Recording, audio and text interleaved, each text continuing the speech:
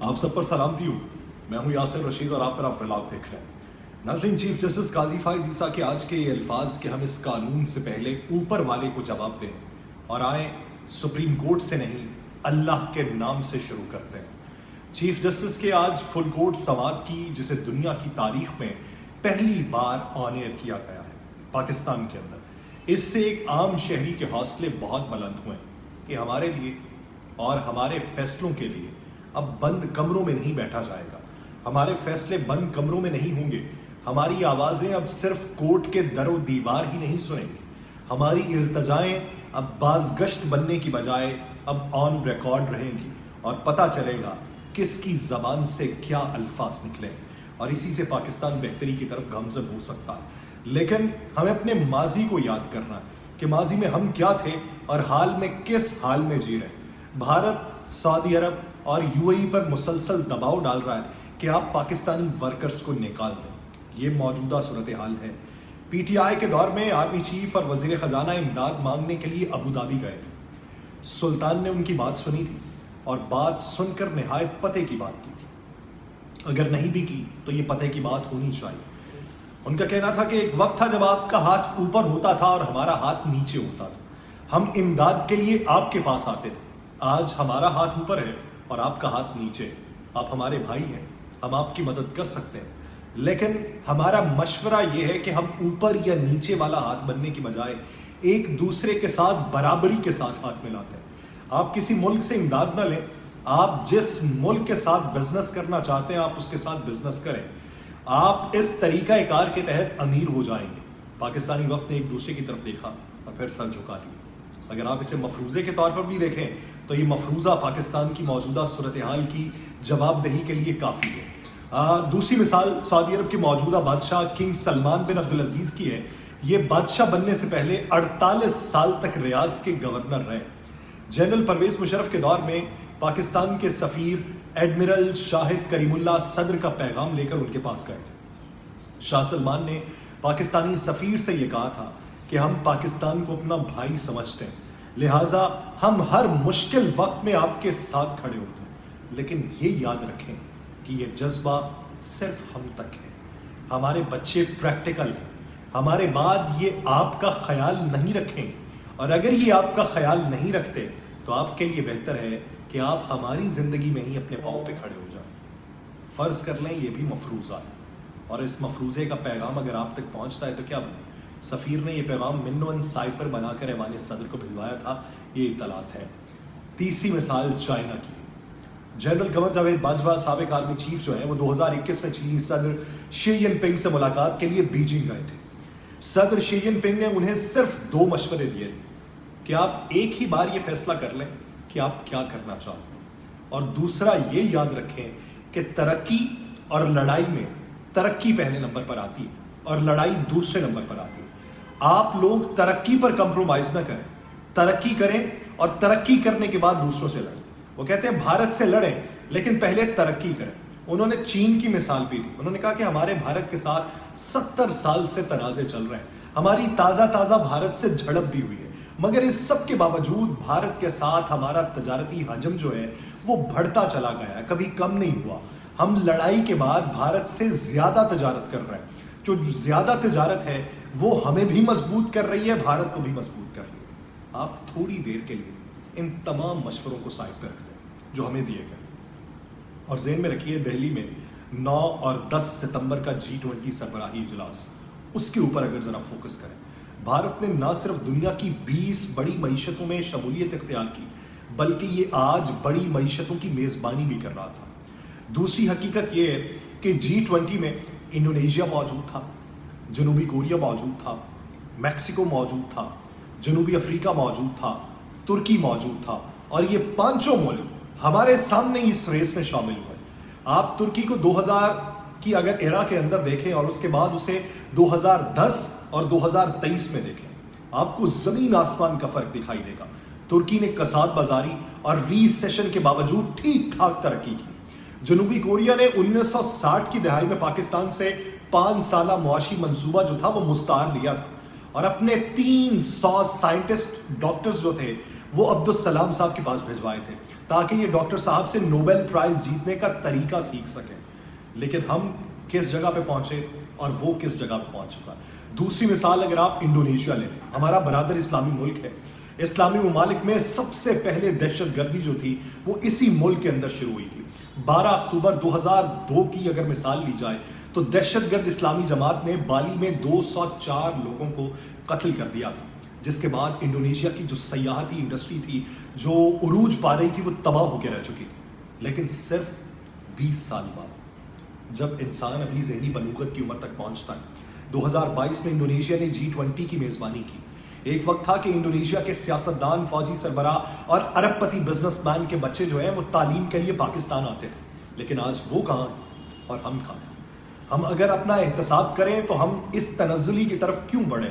اس میں زیادہ کردار کس نے ادا کیا وہ سوچنا ہے. میکسیکو بھی چند برس پہلے تک لاطینی امریکہ کا غریب ملک ہوتا تھا. اس کا مافیا آج بھی پوری دنیا کے اندر بدنام ہے، لیکن یہ بھی اب G20 کے اندر شامل ہو چکا ہے. جنوبی افریقہ کو لے لیں، 1994 میں آزاد ہوا اور اس سے پہلے وہاں خوفناک نسلی فسادات ہوئے. لاکھوں لوگوں کی لاشیں سڑکوں پہ پڑی ہوتی تھیں. آج بھی اس ملک میں گورے اور کالوں کے درمیان اختلافات ہیں، لیکن یہ بھی آج G20 کے اندر شامل ہے. بھارت نے یہی صرف ممالک نہیں، ان کے علاوہ بنگلہ دیش، مصر، نائجیریا، متحدہ عرب امارات، عمان، سنگاپور، نیدرلینڈ، اسپین اور موریشیس کو بھی بطور مہمان دعوت دی. یہ تمام ملک کبھی پاکستان کے دوست ہوا کرتے تھے. اب بھی دوستی ہوگی، لیکن دوستی کا لیول وہ نہیں رہا. بنگلہ دیش نہ صرف پاکستان کا حصہ تھا بلکہ پاکستان کی بنیاد ہی بنگالیوں نے رکھی تھی. آل انڈیا مسلم لیگ ڈھاکہ میں بنی تھی اور 23 مارچ 1940 کو جو قرارداد پاکستان پاس ہوئی وہ بنگالی لیڈر AK فضل الحق کی طرف سے پیش کی گئی تھی. ہم نے 1971 میں بنگالیوں کو نالائق، پسماندہ اور گندا قرار دے کر الگ کر دیا. لیکن آج اگر دیکھیں تو بنگلہ دیش معاشی لحاظ سے پاکستان سے آگے اور یہ G20 ممالک کے ساتھ بیٹھا ہوا. ہم کہاں پہ ہیں؟ ہم کو اس حد تک ترقی کی اگر منازل طے کرنا تھی تو کیوں نہ کر سکے؟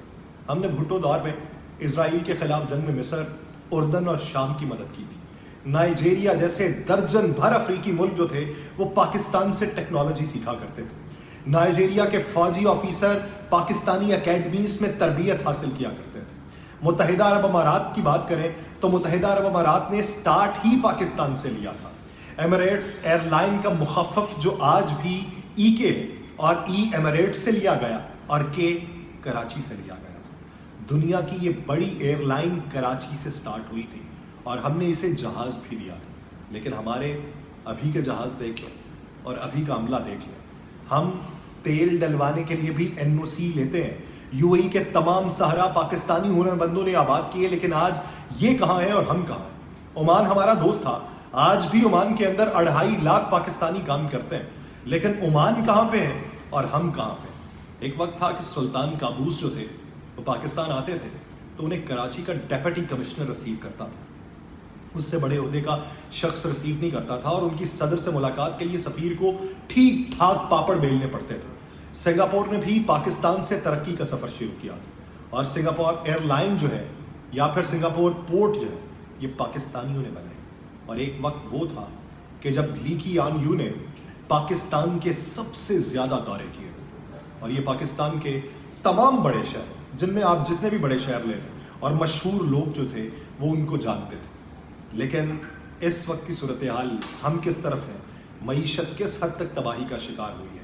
ہم نے کیا کچھ بیچ ڈالا ہے؟ نیدرلینڈ نے 1960 کی دہائی میں پاکستان کو ٹیلی ویژن سیٹ بیچے تھے. فلپس نیدرلینڈ کا برانڈ ہے. پاکستان نے فلپس کو ملک میں کام کرنے کی اجازت دی اور ہالینڈ نے اسے اس وقت کی سب سے بڑی ڈیل قرار دیا تھا.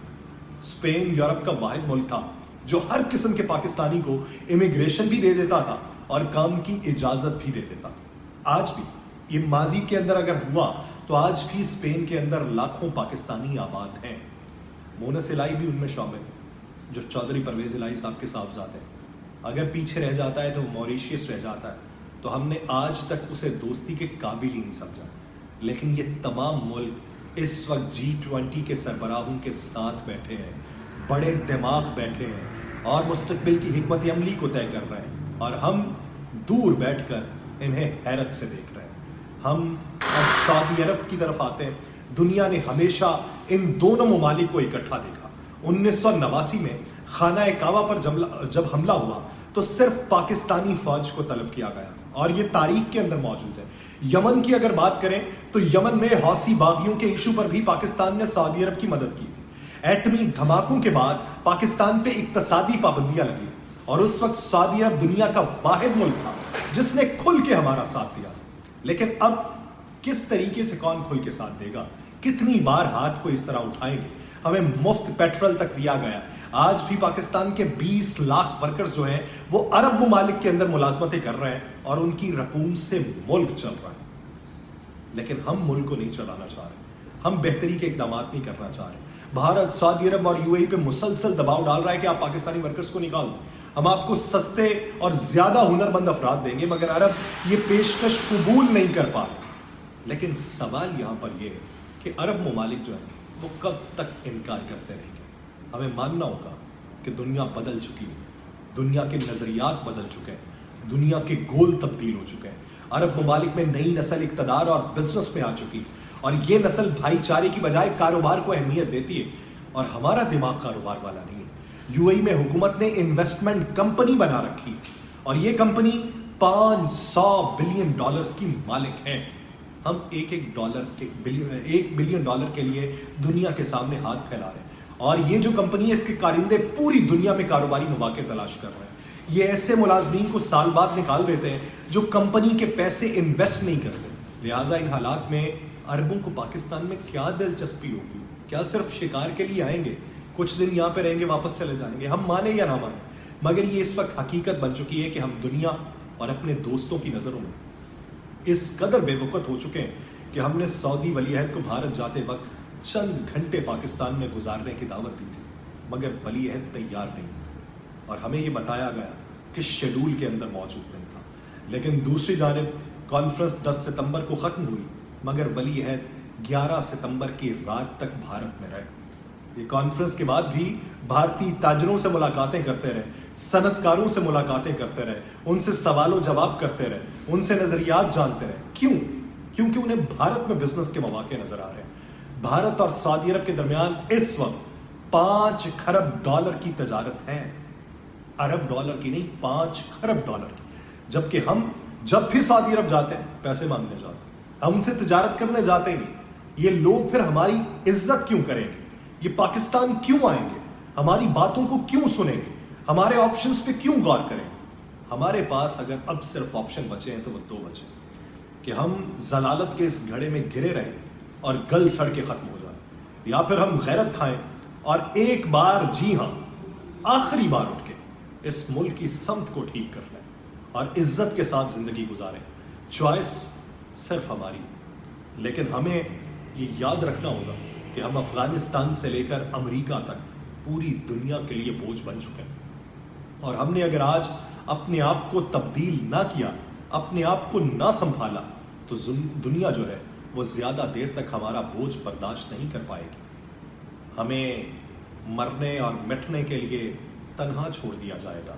ہمارے پاس زیادہ وقت نہیں، ہم نے جو کرنا ہے وہ ابھی سے کرنا ہے، اپنی ساکھ کو بہتر کرنا ہے۔